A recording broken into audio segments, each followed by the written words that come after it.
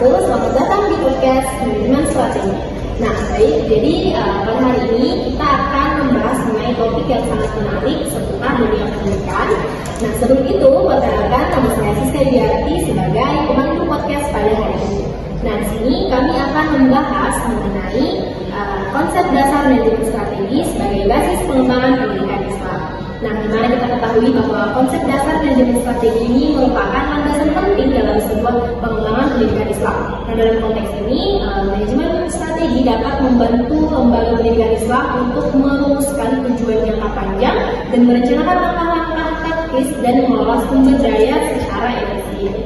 Nah, di sini kami sudah menghadirkan 3 narasumber. Nah, yang pertama di sebelah kiri saya ada Saudari Nur Kema yang merupakan mahasiswa manajemen pendidikan Islam semester 6.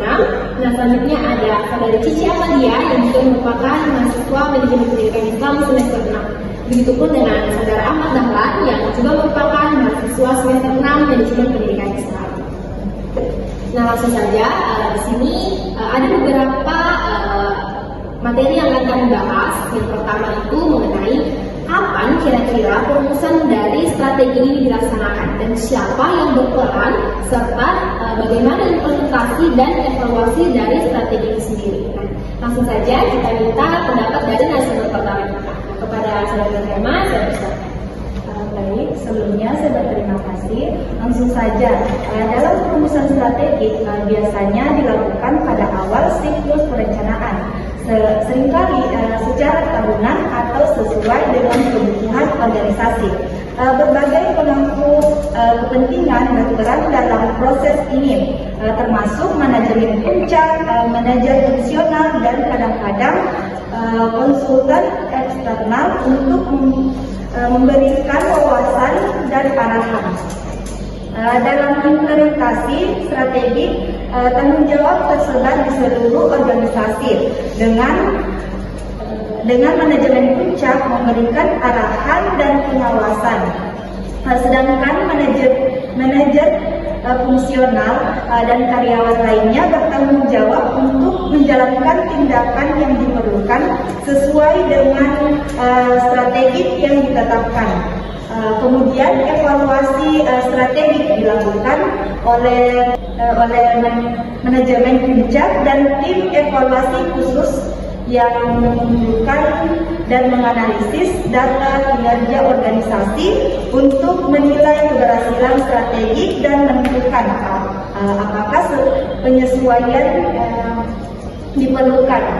Implementasi strategi dilakukan oleh berbagai level dalam organisasi, mulai dari manajemen puncak hingga tingkat operasional. Kemudian evaluasi strategi melibatkan pengukuran kinerja berkelanjutan dan penyesuaian keberlanjutan terhadap strategi berdasarkan hasil evaluasi tersebut. Mungkin itu dari saya. Jadi tadi menurut narasumber pertama kita bahwa ternyata perumusan strategi itu biasa dilakukan pada awal siklus perencanaan dan seringkali secara tahunan atau disesuaikan dengan kebutuhan dari organisasi itu sendiri.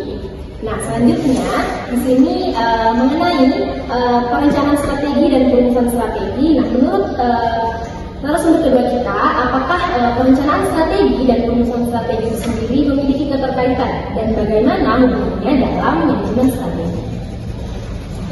Sebelumnya terima kasih. Langsung saja di sini tentu ada keterkaitan antara perencanaan strategi dan perumusan strategi dalam manajemen strategi.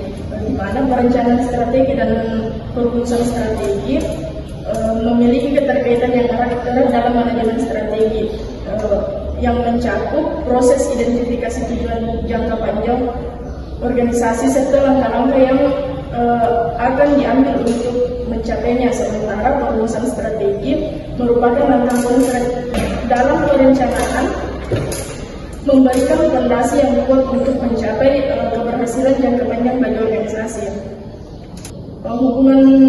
Hubungan antara keduanya adalah bahwa perencanaan strategi memberikan kerangka kerja umum dan arah untuk organisasi. Dalam manajemen strategi, perencanaan dan perumusan strategi saling melengkapi dan memberikan fondasi yang kuat untuk mencapai keberhasilan dalam jangka panjang bagi organisasi. Itu saja. Nah, baik, itulah tadi pendapat dari narasumber kedua kita. Selanjutnya langsung saja kita beralih ke narasumber ketiga kita mengenai proses implementasi strategi. Nah, menurut dari narasumber, bagaimana jika proses implementasi strategi itu tidak dirancang dengan baik? Apakah akan menimbulkan dampak buruk atau bagaimana? Jika proses implementasi strategi tidak dijalankan dengan baik, maka organisasi akan menghadapi beberapa masalah. Nah, masalah apa saja itu? Pertama itu kegagalan mencapai tujuan. Tanpa rencana implementasi yang baik, maka organisasi mungkin sulit menerjemahkan strategi menjadi tindakan konkret, sehingga tujuan yang ditetapkan sulit dicapai organisasi tersebut. Dan masalah yang kedua itu ketidakjelasan tanggung jawab. Kapan implementasi tidak dilakukan dengan baik, maka setiap aspek dari strategi mungkin menjadi terfragmentasi atau bahkan terbengkalai. Dan masalah yang ketiga itu ada kesulitan dalam pengawasan. Implementasi yang tidak baik, tidak terstruktur, membuat sulit bagi manajemen memantau kemajuan secara efektif dan efisien. Dan yang keempat itu, masalah yang keempat yang terjadi itu pemborosan sumber daya. Kapan implementasi tidak direncanakan dengan baik, maka biaya tidak teratur secara terarah, maka pemborosan terjadi di sebuah organisasi. Dan masalah yang terakhir itu ada ketidakmampuan beradaptasi. Tanpa fleksibilitas yang cukup dalam proses implementasi, organisasi mungkin gagal merespon perubahan lingkungan atau ada masa yang seiring waktu berubah. Oleh karena itu penting untuk organisasi merancang dan melaksanakan implementasi dengan sebaik-baiknya sehingga organisasi berjalan efektif dan efisien.